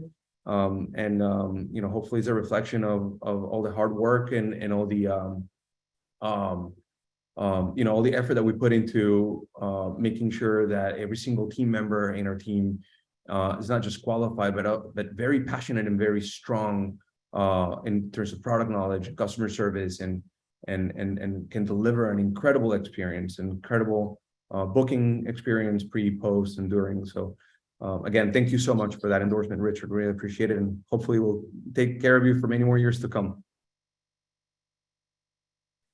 And with that, what's that? Can you hear me? Yes. Hi, how you doing? I'm sorry I came in late to the session. I was trying to on my phone while I was driving. It didn't work. So I apologize for that. But 1 or 2 questions I have comparing the Seabourn with, say, Oceania. 2 things I've noticed that Oceania, a couple people I spoke to and a couple reviews, it seems like they're really short on staff. I know it was an industry-wide thing with COVID and et cetera, but I was wondering, is Seabourn, A, are they up to staff? And B, how would you compare that Seabourn with Oceania? I'll let them answer the question specifically about Seabourn, and then I'll jump in on the comparison with Oceania. Well, I think just, we get to see the records for, and every time a sailing returns, what the guests are saying. At the end of the day, that's really the most important thing that we care about, is what our guests are thinking. And we have not heard of any issues related to being short-staffed. Obviously, when we came back from COVID, and it was much more rampant, there were times where crew members would catch it, and there could be a possibility where you'd have less wait staff, or you'd have people doubling up. You'd have someone who probably wouldn't be a waiter doing the job just because we had to do it. But that has kind of long gone now. We've been very well staffed for at least about 1.5 years.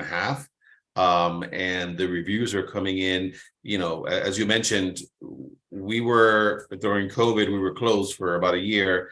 So it did take some time to get back. We did lose a lot of really special crew members that were with us for a long time, but we're finding that they are coming back. We are building a bigger and a stronger team.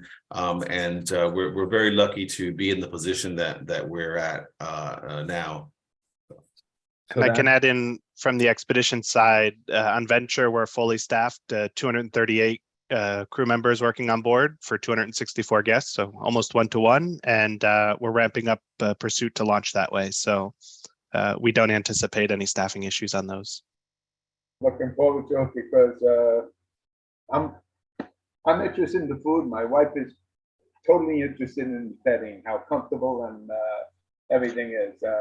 I put a call into Oceana there about a week or two ago. And I was on the line waiting for about 25 minutes. It got so annoying. And I mean, I haven't called Seabourn, and I know, Carlos, I get the emails from you. But I was hoping that Seabourn doesn't have that same problem, though. Because especially if you're thinking about booking a cruise and you're waiting online for 25 minutes, Right. it kind of puts you off. So, and that's really in a big part where we come in.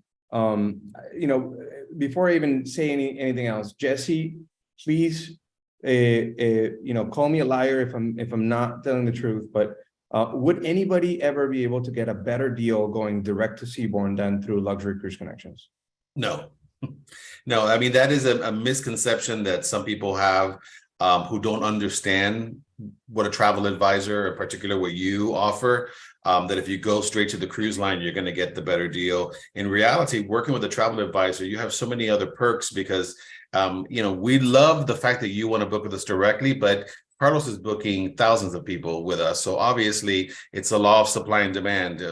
Carlos is giving us a huge volume. So of course we tend to have deals and specific offers, shipboard credits. When there's a problem, we have a specific time frame in our office. When the office is closed on Sunday, guess what? It's closed on Sunday. If you have a problem, you probably are going to have to wait until Monday. That's not the case when you're working with Luxury Cruise Connection. I mean, you have someone there on staff all the time. So yes, I highly encourage you to book through LCC because it'll make your life much easier and you won't have to worry about the wait times. And I can tell you that because I call into Res quite often to get answers. I'm not going to tell you we have no wait time, but I rarely wait more than 2 or 3 minutes to speak. That's not even considering wait. I don't even consider that waiting for me. Exactly. Yes. The way we do business is personalized. Like you're not dealing with a call center. You're dealing with another person that builds a relationship with you, that gets to know you, you can communicate via text message, via email, via phone. So it's like a lot more personal and a lot easier to do business with. And that's a big value that we add, aside from obviously all the additional perks and amenities that we get for being part of Virtuoso and the special relationship that we have with Seabourn. So we'll be more than happy to show you what true luxury experience is supposed to be like when it comes to booking and planning your vacations. So that's on that. I think that was enough of a pitch. But to answer your questions about the differences with Oceana, the way we like to frame it is in the world of cruising, you have contemporary, you have premium, upper premium, and luxury, right? So in the contemporary level, you have the Royal Caribbeans, Norwegian Cruise Lines, Carnival, all those players. Then in the higher level, you have the celebrities, the princes, the Holland Americas, right? And then the upper premium, you have Oceana, Azamara, Viking. Those are the players in the upper premium category, and the players in the luxury category, Seabourn, Silversea, Crystal, Regent, right? To kind of summarize it. So there's a couple of reasons why they're differentiated that way. A big part of the reason is obviously the elegance and attention to detail, ability to customize the experience from being able to really obviously, because it's smaller ships, generally ability to really cater to more individual needs, more than larger amounts of people. So that's a big difference between the upper premium level and the luxury level. And then the inclusions. So luxury lines are going to be much more inclusive, while on Oceana, you're going to have certain perks included, right? Maybe Wi-Fi is going to be included, but then if you have the Olive, then that's when you get the Olive choice, whether it is the onboard credit or the excursions or the drink package. When you go to the luxury level, your expectation is all of those things are going to be included, right? Wi-Fi is going to be included. Drinks are going to be included. Obviously, most specialty options are going to be included. With Seabourn, all specialty options are included. The drinks, of course, not just basic, beer and wine, but also like spirits. And those are, some of the things that you can normally expect. But then add to that the fact that the staff to guest ratio is going to be much higher on luxury lines. So on Oceania, for example, you might have 1.7, 1.8 for every one passenger. On Seabourn, it's almost 1-to-1 on most. I think actually on upper premium is closer to 2, and luxury is closer to 1, and obviously Venture is almost 1 on your ocean liners. I think is 1.1 or 1.2. So those are gonna be the main differences. Obviously with more staff to guest ratio, or I mean less staff to guest ratio, meaning more staff per guest, you're gonna have better service, more attentive, more people taking care of you. Also, traditionally you're gonna get like butler-like service in your room as opposed to an attendant, unless you're on a suite level. So that's also another the entry-level category for upper premium is going to be much smaller staterooms, while entry-level category for luxury is going to be starting at 300. I just gave you luxury cruise training 101. Can I go, Carl, let me just add here, there's something to be said also, and you mentioned this as well. Even with 600 passengers versus 1,500, I mean, the entire experience is different. And again, it's something that you really can't explain until you've gone on and been on it and kind of lived it. But there is really something to be said when you're on with 264 on the expedition, or 458 versus some of the larger ships. It really is. It's a different experience. So we'd love for you to come on and try us out. Looking forward to it. Carlos, I'll be connecting with you. Sounds good. Looking forward to it. Kevin, thank you so much for participating and attending and for coming up and asking. I do want to make sure, I mean, I'm not rushing anybody, but we're almost 2 hours into our call today. So I know I don't want to take too much of your time, but if anybody else has any other questions, if not, just know that you can follow up with us. Can you hear me now? Yeah. Yes, I do have a question. Go Hi, for my it. name is Juan. I'm calling you, I'm connecting from Santiago, Chile right now. I've been a fan of Seabourn. I'm taking a cruise next week. This is my 3rd cruise in 12 months. Just turned 60, so decided not to buy a boat and just ride with you guys, okay? Now, my disappointment was very large in Venture. I think you're missing a big point on these 2 new ships. And to me, it's a deal breaker for me as my personal style and what I'm used to Seabourn. I miss very much the bow jacuzzi. There isn't that much to do on these expedition boats. They're small, the entertainment's lacking. And I think it's good to point out that it's part of your brand. It's been that you have this yacht type with a jacuzzi in the bow where you can explore the front of the ship, which is not really something most other lines do. Some expeditions always open it up when they're in locations, but this is a very unique spot that Seabourn has exploited usually, and I enjoy it very much. And I think my trip wasn't an expeditionary trip on Venture. It was a Buenos Aires to Rio, so it wasn't too much to be like looking at submarines or anything like that. But I think the design was great, but you're trying to capture that all luxury style, and you've taken a few points from the ship. You took off Thomas Keller, you took off the casino. Of course, you're not going to the Antarctica to play in casino, but there are some luxury passengers who do enjoy a little bit of distraction. The shows, of course, you can't expect them in remote locations like Antarctica to have an incredible show, going on. I was fortunate enough to ride on Crystal Endeavor right before it went broke in the Antarctica. And I guess I was very gifted because I got off the ship and the company went belly ups. So I was an independent traveler there, and it was an incredible trip. And it imitated many things that Seabourn had, had the front bow jacuzzi. It had a very lame casino. It had a very good expedition team. It had everything corner taken. So what I'm saying is, even though you have these 2 ships coming in, I think taking off things is not productive. Adding things maybe, but taking off, it made a scar on me. I'm really not looking into any trips in Venture. It's beautiful. If you're a dedicated Scientologist going to Antarctica or wherever, it might work great for you, but taking things off ships is something that you're taking off your brand and makes you look around. Now, I do feel very happy with the experience of Seaboard. I mean, in my specific, if I'm returning for the third time in 12 months, it's because I really think it's my best vacation that I can arrange for at these times. And I would definitely would look into a little bit more of being more plural, not only expeditionary, even though they're expeditionary. But I was short-staffed completely. I mean, the bartender was from the main bar in the first floor or whatever, the colonnade, going up to the 7th floor, and he was like rushing everything. So there are difficult times, we understand, but that ship was totally understaffed. On top of that, we had the stabilizers broken, so the ride wasn't that easy, and et cetera, et cetera. However, I still felt that I got a really good vacation for what I paid for.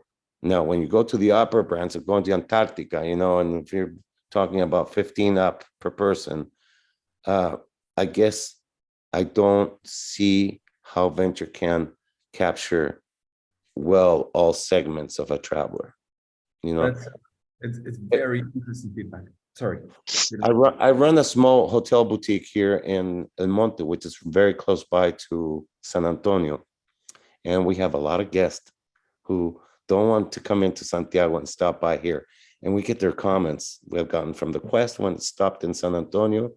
I get comments from everywhere. And I guess I do like to travel. And so I do get a lot of insights. And I really think Venture's well designed. That Venture should not be closing things, should be adding more things, even it's an expedition boat. I know your thoughts that this is exclusive expedition. After being in Crystal, which was exclusively also expedition, and it was a disaster because now Silver Seas, as you know, it's taken all those type of beautiful amenities that it had, they're gone. So it's another experience. So I wouldn't, even though I compare myself to deciding with Seabourn or Silver Seas, I would still do pick up Seabourn for many reasons. But basically what I'm saying, I had a bad experience on short staff, and well, ship was coming back from Antarctica, you know, after a whole season, you kind of understand all the situations going on. But that little pool on the back, it's a tub. And it's really not to compare with other similar size expedition ships. So on the design wise, on Venture, I was kind of a bit disappointed. It's beautiful. Brand new. It's kind of like the Titanic before it went to ground, you know, but come on. Unfortunately, I think I missed very much the bow jacuzzi, which is a trademark of Seabourn. That's my personal touch. I'm going now from Venice on the Quest again. Been to the Amazon, been to the Antarctica. I don't see how you want to project an expedition ship without having more amenities in it and taking off of some of them, you know? So we spoke about do we have are there new ships coming onto the fleet, and they couldn't say anything, but hopefully they're listening, and I know that they're probably planning some new stuff. So believe it or not, I know they very much appreciate this feedback. I know I do, because this is they got an opportunity to make those improvements. And I know they do listen to that sort of feedback. So I think it's very interesting. Well, I think it's a beautiful ship, but to my case, which I'm not still in a wheelchair, I do pretend to jump in a pool. And I think one of the most beautiful trademarks that Seabourn has is that bow jacuzzi once you're sailing. Even though it only takes 2 or 4 or 6 people at a time, it's an option of something to do. I think the ship lacks on activities, even though if you have a cruise director and whatever magic that person can do for those 300, 400 passengers, it's a task. But yeah, I think to me, it's important the ship all around, not just from the front of the ship back. I like to go to the bow. You want to have that possibility. On Venture, it was most of the time blocked or closed.